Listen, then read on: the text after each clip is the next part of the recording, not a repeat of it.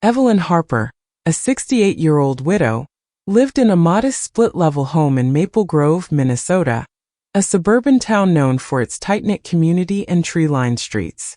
Her life was quiet but fulfilling: weekly book club meetings at the local library, volunteering at the community center's food pantry, and tending to her garden of roses and lavender. Her husband, Tom, had passed 5 years earlier, leaving her a small nest egg in their paid-off home. Their only child, Emily, had moved to Seattle for a tech job, visiting once a year for Thanksgiving. Evelyn cherished those visits, but she was content with her independence, her routine, and the familiar faces of Maple Grove. Evelyn's in-laws, Tom's brother Richard and his wife Susan, lived nearby in Plymouth. They'd always been cordial but distant, showing up for holidays with store-bought pies and stiff smiles. Evelyn didn't mind their aloofness. She valued her peace. But in the spring of 2024, that peace began to unravel. Started with a phone call. Richard's voice was unusually warm, asking how Evelyn was holding up all alone in that big house. He suggested they meet for coffee, insisting it had been too long since they'd caught up. Evelyn, ever polite, agreed. At the diner, Richard and Susan were all charm, asking about her health, her finances, and whether she'd considered downsizing. "You don't need all that space," Susan said, stirring her latte. "And property taxes must be eating you alive." Evelyn brushed it off, saying she managed fine, but their questions lingered like an itch she couldn't scratch. Over the next few months, Richard and Susan's visits became frequent. They'd drop by unannounced with casseroles or offers to help with yard work. Evelyn noticed they lingered in her home office, glancing at her paperwork, bills, bank statements, the deed to the house. When she caught Susan snapping a photo of her mortgage documents, Evelyn's stomach twisted. "Just admiring your organization," Susan said with a laugh. But Evelyn wasn't fooled. She'd read enough AARP newsletters to recognize the red flags of financial exploitation. By fall, Richard and Susan's intentions became clear. They proposed Evelyn sell her home and move into a cozy senior apartment they'd found, one they happened to co-own through a real estate venture. They painted a picture of low maintenance, safety, and community, but Evelyn sensed a trap. She declined, citing her love for her garden and independence. Their smiles tightened and Richard's tone grew sharp. "You're not getting any younger, Evelyn. You need to think about what's best for the family." The family argument escalated. Richard claimed Tom would have wanted them to look out for Evelyn, implying she was too frail to manage alone. Susan began dropping hints about Emily, suggesting she was too busy in Seattle to care for her mother. They even brought up guardianship, saying it might be necessary if Evelyn's decisions seemed unstable. Alarmed, Evelyn called Emily, who was furious at the insinuations. "Mom, they're after your money," Emily said bluntly. "Dad's life insurance, the house, it's all you've got. Don't let them near it." Evelyn dug into her finances, something she'd always left to Tom. She discovered unauthorized withdrawals from her savings, small at first, then larger sums, totaling nearly $20,000. Her bank statement showed transfers to an account linked to Richard's business. Furious and humiliated, Evelyn confronted them. Richard feigned shock, claiming it was a clerical error, and promising to repay her. But Susan's smirk told another story. Evelyn realized they'd been exploiting her trust, likely using forged signatures or phishing scams to access her accounts. The betrayal stung deeper than the financial loss. These were Tom's family, people she'd hosted for Christmas dinners, people she'd trusted. She felt foolish for ignoring the signs: Richard's sudden interest in her estate, Susan's probing questions about her will. But Evelyn wasn't one to wallow. She'd survived Tom's cancer battle, raised Emily alone after his death, and rebuilt her life. She wasn't about to let her in-laws steal her future. Evelyn's first step was to protect her assets. She contacted her bank, froze her accounts, and hired a lawyer, Margaret Chen, recommended by her book club friend Linda. Margaret, a fierce advocate for elder rights, confirmed Evelyn's suspicions.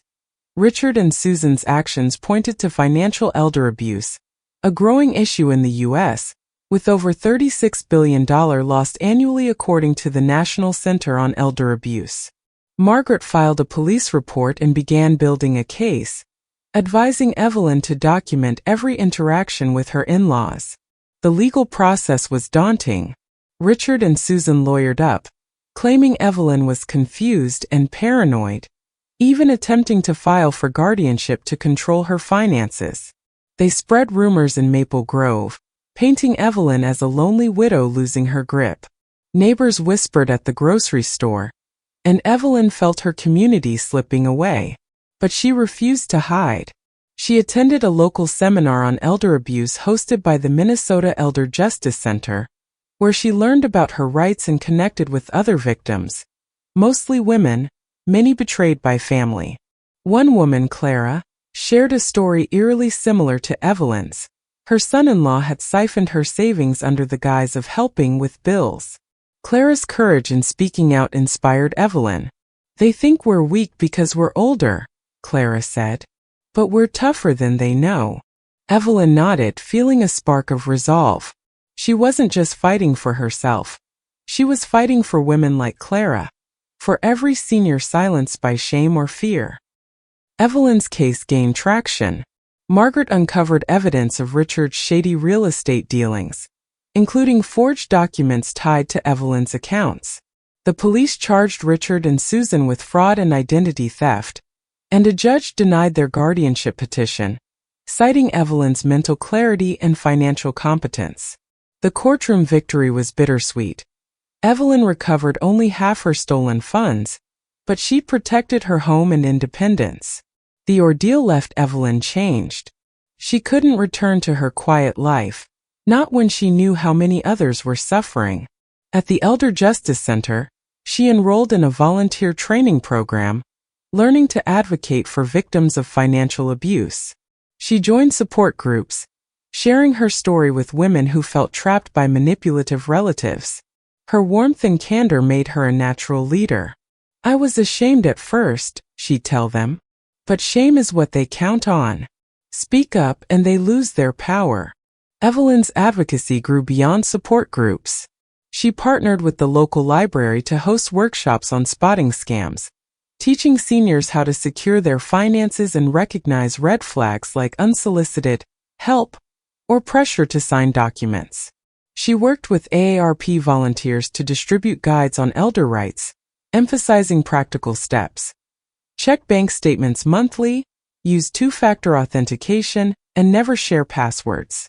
Her workshops drew crowds, retirees, caregivers, even young adults worried about their parents. Evelyn's story, raw and relatable, resonated. "I lost $20,000 and my trust in family," she'd say, "but I gained a purpose." By 2025, Evelyn was a local legend in Maple Grove. The community center named her Volunteer of the Year, and the local paper ran a feature titled From Victim to Victor: Evelyn Harper's Fight for Justice. Her workshops expanded to neighboring towns, and she began speaking at regional conferences, sharing stages with lawyers and policymakers. At one event, she met a state senator who invited her to testify on elder abuse legislation, leading to stricter penalties for financial exploitation in Minnesota. Evelyn's impact wasn't just public. She mentored women like Sarah, a 72-year-old widow whose daughter had coerced her into signing over her savings. Evelyn helped Sarah navigate the legal system, connecting her with pro bono attorneys and support groups. When Sarah won her case, she hugged Evelyn, tears streaming. "You gave me my life back," she said. Moments like these fueled Evelyn's mission. Her home, once a target of her in-laws' greed, became a hub for advocacy. Evelyn hosted monthly coffee and courage meetups, where women shared stories of betrayal and resilience over homemade scones. Emily, now visiting more often, marveled at her mother's transformation. "You're not just mom anymore," she said. "You're a force." Evelyn laughed, but she felt it too, a strength she hadn't known she had. Evelyn's story caught the attention of a local nonprofit, Seniors Rising, which aimed to combat elder abuse through education and advocacy. They approached her to star in a PR video campaign, Voices of Valor, to inspire seniors nationwide. The video would blend Evelyn's story with others, showing how ordinary women became extraordinary advocates. Evelyn hesitated. She wasn't one for the spotlight, but Emily and her book club friends urged her on. "People need to see what you've done," Linda said. "You're proof we don't have to stay victims."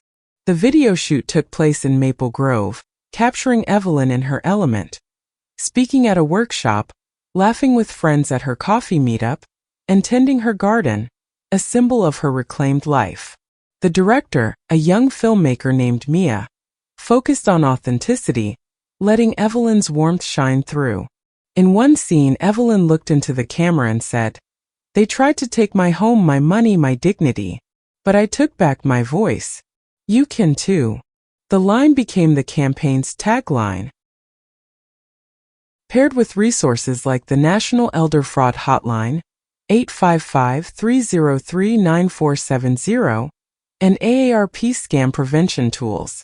The video premiered at a community center gala, drawing tears and applause. It went viral on X, shared by seniors, caregivers, and advocacy groups across the U.S. Comments poured in, "Evelyn's my hero. This is my mom's story too. Thank you for speaking out." The campaign raised $50,000 for Seniors Rising, funding more workshops and legal aid for victims. Evelyn's inbox filled with emails from women in Texas, Ohio, and California, thanking her for giving them courage.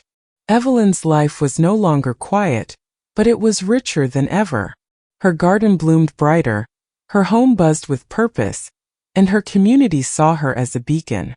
She still faced challenges. Richard and Susan's trial loomed, and some neighbors remained skeptical, but Evelyn didn't let it dim her spirit. She'd learned that bravery wasn't about being fearless. It was about moving forward despite fear. At 69, Evelyn enrolled in a community college course on nonprofit management, dreaming of starting her own advocacy group. She spoke at high schools, teaching teens to respect and protect their elders. And she never missed her book club, where her friends now called her the warrior. Her favorite book was Educated by Tara Westover, a story of breaking free from family constraints, a parallel to her own journey.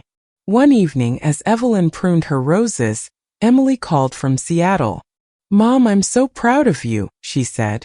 "You're not just saving yourself, you're saving others." Evelyn smiled, the sun setting over her garden. "I just did what I had to," she said. But deep down, she knew she'd done more. She'd turned betrayal into a legacy, proving that even in life's darkest moments, a brave woman could light the way for others. If you enjoyed this story, please support us, so we can bring you more inspiring and heartfelt stories like this one.